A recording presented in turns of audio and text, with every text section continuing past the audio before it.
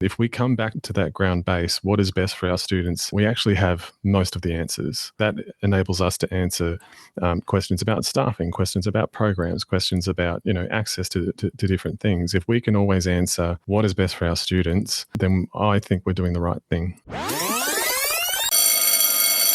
You're listening to Around the School Table, hosted by me, Steve Davis, and proudly powered by Zuno Suite. We'll be bringing together the many voices shaping primary and secondary education across Australia, from principals and teachers to education thought leaders and system innovators. Whether you're in the classroom, the staff room, or the boardroom, this is your podcast to be informed, inspired, and connected. Today on Around the School Table, we're joined by Tim Nolan, Principal of Port Melbourne Secondary College, a striking school that blends the character of shipping containers with the flair of a luxury cruise liner right in one of Australia's most storied port districts. Tim brings rich experience leading in Catholic, arts-focused and now STEM-driven schools, and he's renowned for his thoughtful approach to school culture, hands-on learning, and building inclusive, future-ready communities. And what's coming up in this conversation? We're going to explore what it takes to lead with vision amid rapid change, the importance of culture fit and creativity beyond the classroom, and how real-world programs and partnerships can make education more relevant for every student. So if you are passionate about school leadership that balances innovation and community, I'm pretty sure this conversation is going to be right in the sweet spot for you. Tim, welcome to Around the School Table. Thank you very much, Steve. Thanks for having me. Now, Tim, you're the principal of one of the most impressive school buildings in Melbourne. I've had a look as well. The buildings seem to be split between two themes. There's shipping containers, but also a look very much like a luxury cruise liner. Yeah. The sort that probably a tech billionaire would have and be floating around the world in. But it's huge. It's amazing. It is on brand for Port Melbourne, of course. It's one of the most important ports in Australia. It's brought in immigrants, it shipped out soldiers, and today cruise liners, by the dozen. What is the story behind that look? What the intention was, and this was before Tim time, but the intention was to really represent the community and represent the influences of the area and just how impactful this space has been, not just to the immediate vicinity of Melbourne, but to Australia as well. My parents came, or my father came on a boat and arrived in Port Melbourne right there at Princes Pier. So Station Pier, sorry. So I think it tried to capture a lot of that. It really wanted to be distinctive, and it wanted to be special. And so, as you say, like you look at it and it is incredibly striking. It's huge, it's impactful, and a little bit daring, a little bit out there. That must play a role psychologically, just on the presence and the disposition of anyone who walks its grounds or its walls, does it? Yeah, look, I think when you walk in, and you're welcome to come visit us, Steve, any point in time, when you walk in, that impact from outdoors certainly translates indoors as well. It's a huge space, beautiful space. We're incredibly lucky, and it also plays a part in how we do things and the language that we use. We have a lot of nautical themes for various programs that we run at the school. So yeah, it's very much embedded within our fabric. If we look at your background a bit now, you've led in Catholic, arts-focused and now STEM-driven schools. Yeah. What's that journey taught you about adapting leadership to different school cultures? I think it's really important to really get into, in as many different ways as possible, the life of the school. As early as I could in my career, maybe year 2 or something, I was trying to do different things. I was trying to do the yearbook. I was trying to do photography for the school. I was, going out on as many camps and that sort of thing. And then you do that again at your next school. You do that again at your next school. You try to sort of be a part of that community. So yeah, trying to do as many things that are culturally specific to that school and doing lots of little bits and bobs. With your leadership lens, just as an example, I mean, a Catholic girls' school to Albert, Park College to Port Melbourne. Yeah. What are the hallmarks of the different changes that you've had to apply that lens to in your leadership style across those variations? Look, I suppose I would have to say you have to, in terms of leadership and leading a community in education, you have to make sure that you're addressing the needs of the community. And they're very different communities between a Catholic girls' school in Essendon to a mainstream but very successful and popular school bursting at the seams in Albert Park. So you really have to make sure that you're distributing leadership no matter where you are is my philosophy, but then also making sure that those leaders and people below you, I suppose, are really addressing the needs of what that community needs and who they are. I wanted to ask you about a quote of yours. Oh, God. Isn't it nice when you have your words quoted back to you? Yeah. You've said that aspiring leaders should, and I quote, do the job of the person above you. Uh-huh. What do you mean by that? And I imagine you've lived by this. Has that helped accelerate your career? All right. So firstly, what I mean by that is not necessarily stepping on people's toes, or doing things beyond your remit necessarily, or doing things that you shouldn't be doing. What I mean by that is, stepping up to the plate, working with your superior and seeing what things you can do, and having that interest, getting the training so that when you are ready, you have some of that experience, you have some of that knowledge, you have some of that coaching. I often say that to my staff. It's really good to go into an interview, I suppose, and be able to point to some of those things. The second part of your question, sorry. How that's helped you in your career. I mean, if you like, Albert Park, early days there, I mean, that's a big melting pot to be doing this taking this approach in. How perhaps give us an example there, how it played out, you with this mindset? How it played out at Albert Park. So I was, and very surprised, actually, to be given a leading teacher role as an outsider. So I was hired as a leading teacher there, and I was in charge of professional learning, professional development. That's a huge portfolio in that school, and I suppose, and within a year and a half, I was an assistant principal, and so what I was trying to do, I think unconsciously, though, I have to say, which is why I say this to staff all the time, do the job of the person above you. I think what I was doing was a little bit of that, perhaps. I was working very closely with my mentor, Anne Stout, and she was a fantastic person who distributed that responsibility unknowingly to me. She would often sort of put some of that responsibility onto me to go and have that conversation with that staff member or build this program. So there was a lot of trust there.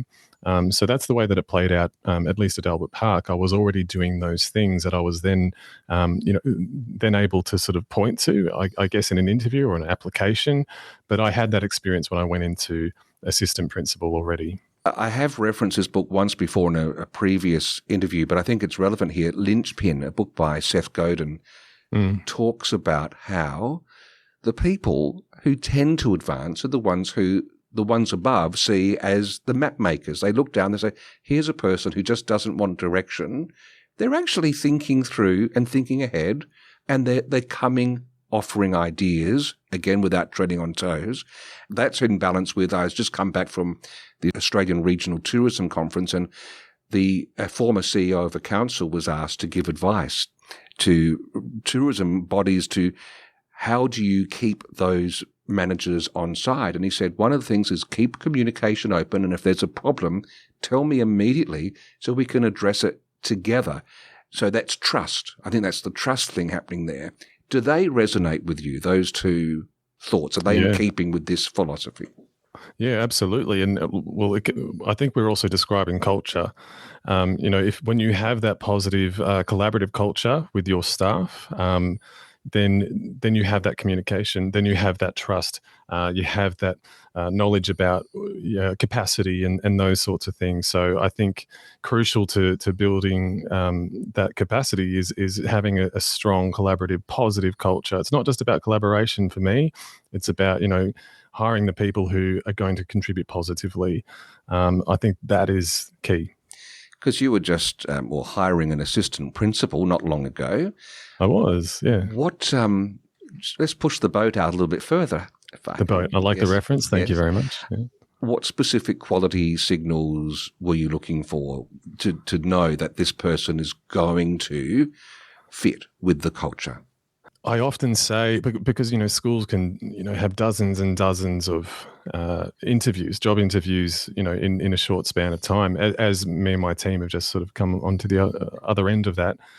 And I often say one of the most immeasurable things in that situation is culture. Is it the right cultural fit? They can look fantastic in black and white on paper.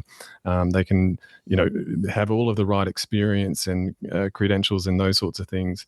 A big test for me is that cultural piece. How is that going to be?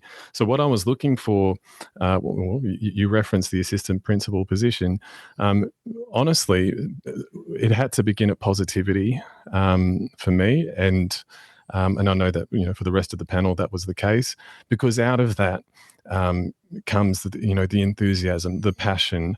When you have the enthusiasm, passion, and that sense of positivity, then the work feels more natural. So and at a principal team level, everyone has to get along, and everybody has to be hardworking. There are tough times, and there are lots of times for celebration.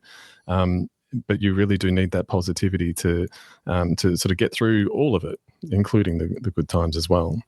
Well, that helps make the enterprise buoyant, doesn't it?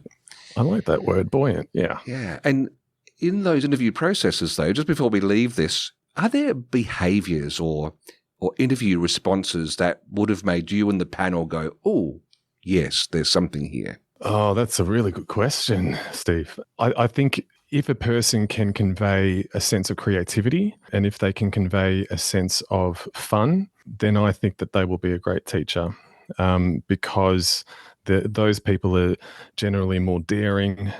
They think outside the box. They're not just sort of, chucking a textbook in front of students, that type of thing. So when people are able to refer back to a moment when they've been their most creative or they're most passionate about something that they're teaching, then that is definitely an ooh moment.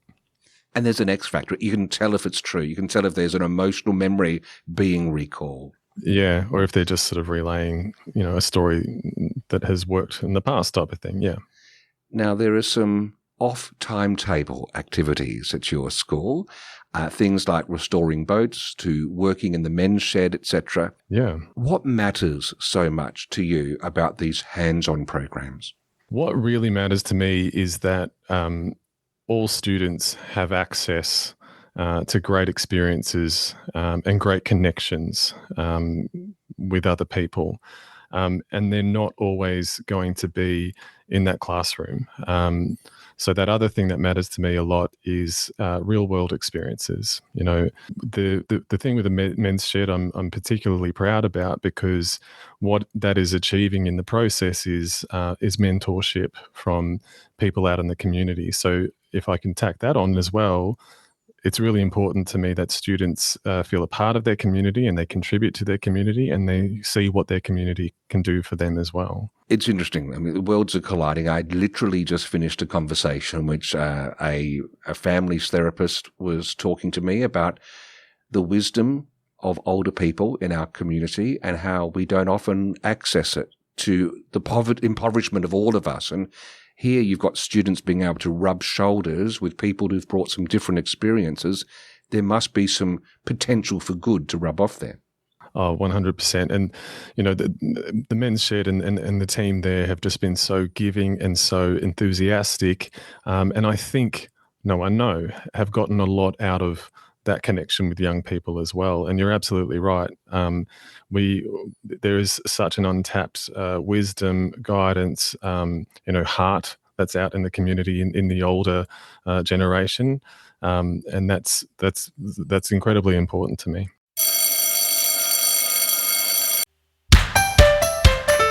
Still juggling forms the old-fashioned way? Say hello to Student Forms by Zuno. You can create, collect, and manage all your student forms online in one simple, secure platform. Save time, stay organised, and quick access everything you need, anytime.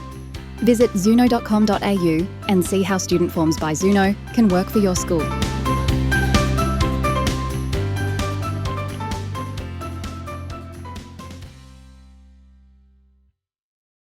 And of course, a lot of action has to happen in the classroom, the traditional classroom, but I believe there is something in these sorts of off-timetable moments where I've heard even kids in particular who struggle with authority, there's a chance for them to relearn what that might mean when they're not in the classroom. They get to see how the rubber hits the road in understanding that aspect of relationship. Can you unpack that a bit for me if I'm on the right track? Yeah, for sure. Well, look, I think originally when we started to put the boat thing was at Albert Park, and the men's shed thing is here. When we first started to put that together, it was about engagement, and you know, in a mainstream school, that one size doesn't necessarily fit for all, and it's up to a school to find the access points, and it's up to a school to ensure that everybody has that opportunity to strive and to learn and to have fun and those sorts of things. So for us, it was originally about, you know, trying to tap into an area where the more disengaged kids could probably find connection with adults, find connection with a different style of learning and that sort of thing. And then the mentorship part of that, you know, we were really hoping could kick off and then, you know, add a different slant to it as well. And we're really lucky because you know, there's mental health support there, and there's you know, that guidance and mentorship that you can only really get from certain people sometimes, and they are also getting a lot of sort of technical skill that's, you know, the woodwork is not in many schools anymore. Metalworks is not in that many schools either. So those sorts of things, you know, really opening up that area for those kids. And I'm sure there's some basic psychology there too. To move to a different location that's unusual is a reset moment. Yeah. To build breathing space into a day. Yeah. Yeah, for sure. And there's a level of independence that we trust them with. They catch the bus. They go with a staff member, but they do that, and they are dismissed from there. And it runs for a couple of hours. They're building something, and hopefully they'll be able to sell it at the farmers market. Now, in a previous conversation, you've mentioned being hogtied by systems like the SRP and compliance. Oh, God. So this is the intervention. How do you stay visionary in a role that's bound by funding and regulation concerns? That's a big question. You cannot lose, well, two things. First of all, there are regulations, and as you mentioned, as you make reference to, there are things that you have to do. There are things that you have to deliver. But I think that our network in particular is really good about empowering principals to enact vision. So my answer is you have to have clear vision, and you have to do that as a team, so that with whatever constraints and restrictions there might be on what you can do, you're coming back to that vision consistently. One of the things that I say determines all of our decisions on a principal team is we constantly ask ourselves, well, what is best for the students? And if we come back to that ground base, what is best for our students, we actually have most of the answers.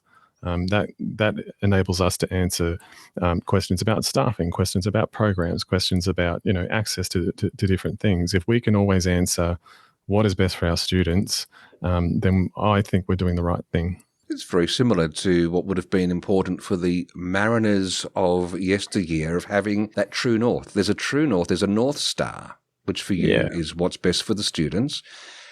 And you have to work with the constraints. And this is where the other C word, creativity, I think comes to the fore. From my experience in the world of creativity, often constraints acts like a a catalyst to fuel the opportunity for creativity to stretch its wings in a way it might not have been compelled to otherwise. So perhaps, as part of you, a little bit thankful that you've got these constraints. It might pain you to say that. As a base, you know what you're working with. You know what the limitations are. So that, to a degree, yes, I agree with you.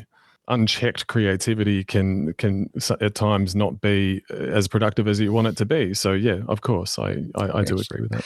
Yes, the North Star is balanced by the lighthouse.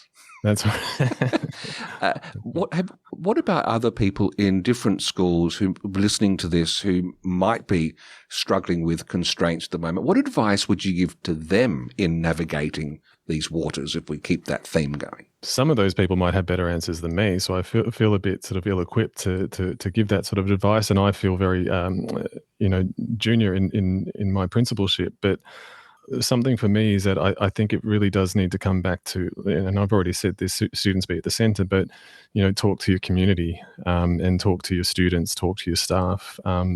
It takes a village, and you need to sort of really understand. If we're talking about money and if we're talking about the programs that you run and all of that sort of thing, then you need to know what the community expects, what they want, and what will be of great benefit to them. So, I think when you're feeling the pinch of those constraints, you really need to be tapped into the needs of the community. There is always the scenario in which a community can change and develop over time, and so that will have to be revisited. And Fisherman's Bend, there's growth underway there. I believe there's a new tram line coming your way. How are you future-proofing the school for what might be rapid demographic change? Look, our school is very responsive to the community. So all of our classes, all of our subjects, we've embedded real-world thinking and design thinking all over our school, and in fact, when we interview, we say this is who we are. We give them an example of design thinking. We ask them to talk about it, type of thing. So first of all, my belief is that we are adaptive, and my belief is that we are responding to the area of, this is an area where there's lots of industry and design and innovation as it is. But as you allude to, I think it's by 2050, there'll be 80,000 new residents, 80,000 new jobs. It's one of the biggest developments in Australia. So what a government school would have to do is be creative, Steve. So I have experience of that at Albert Park. I think that they're moving on to their 6th campus now, and we find space. We adapt. That is the way of the modern government school. I would say you have to spread out. You have to adapt. Use an office building, use an old gym, those sorts of things, and you've got a campus. Well, I guess it is the analogy of a boat can just tack into different waters. You're not a tram. You're not stuck in the one set of trams. No. And that sort of that notion of exploring out rather than just sort of being insular and staying in. I presume we might have to do that in the future, and that's an opportunity. What's your take on vocational pathways through the education system, and also disability inclusion? Let's bring them onto the table for discussion. It's incredibly important, and I was saying this earlier, that every student has access to education. And I often say to kids, our job is you have to feel safe, you have to feel happy, and you have to be in an environment where you can thrive and learn. And that should be for everybody. And we're a government system, so we owe it to our society to provide that, and they're at potentially varying ends of that. But you mentioned disability inclusion. It's a new program that came in a few years ago to sort of shift around the funding access. What that did is that provided perhaps a more focused a system with which, but then at the same time, some broader opportunities for students with different needs. So it tried to sort of it tried to bring in more funding for students with all sorts of differences, I suppose. In terms of vocational learning in schools. That I think is still growing and in its infancy in Victoria. And the intention there is that schools can provide everything.